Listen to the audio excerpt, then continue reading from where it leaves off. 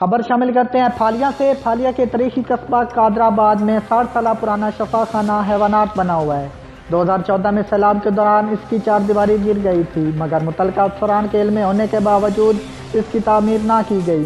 مزید جانتے ہیں قادر آباد سے فاروق گجر کی اس رپورٹ میں۔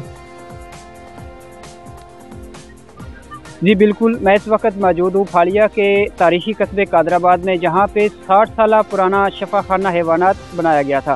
2014 کے سیلاب میں اس کی چار دیواری گر چکی تھی۔ متعلقہ افسران کے علم میں ہونے کے باوجود اس کی دیوار تعمیر نہیں کی۔